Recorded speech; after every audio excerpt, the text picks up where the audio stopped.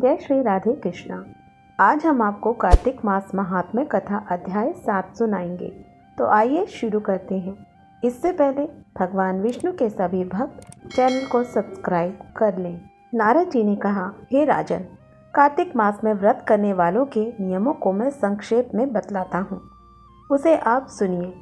व्रती को सब प्रकार के आमिष, मांस, उड़द, राई, खटाई तथा नशीली वस्तुओं का त्याग कर देना चाहिए।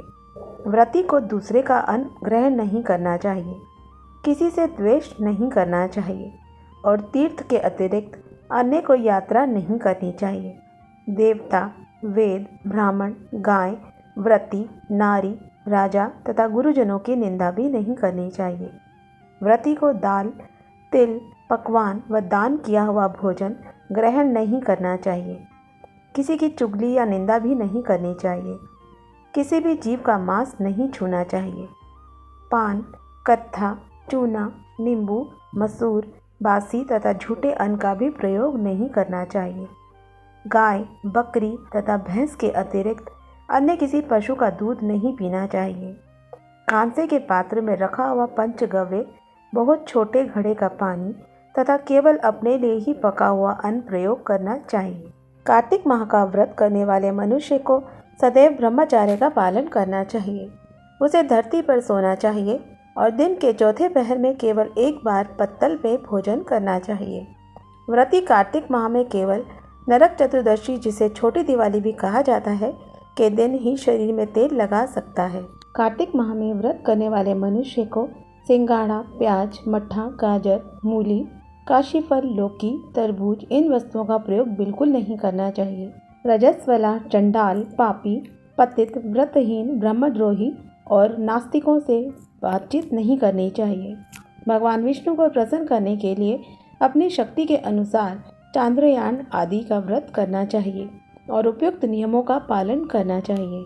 व्रती को प्रतिपदा को कुम्हाड़ा, द्वितीया को कटहल, तृतीया को तरुणी स्त्री, चतुर्थी को मूली, पंचमी को बेल, षष्ठी को तरबूज, सप्तमी को आंवला, अष्टमी को नारियल, नवमी को मूली, दशमी को लौकी, एकादशी को परवल, द्वादशी को बेर, त्रयोदशी को मट्ठा, चतुर्दशी को गाजर तथा पूर्णिमा को शाक का प्रयोग नहीं करना चाहिए। रविवार को आंवला का प्रयोग नहीं करना चाहिए।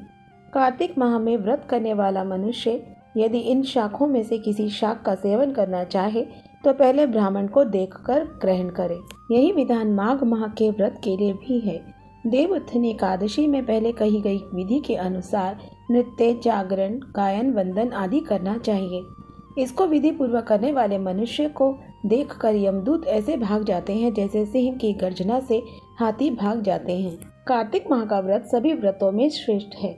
इसके अतिरिक्त जितने भी व्रत यज्ञ हैं वे 1000 की संख्या में किए जाने पर भी इसकी तुलना नहीं कर सकते, क्योंकि यज्ञ करने वाले मनुष्य को सीधा वैकुंठ की प्राप्ति होती है।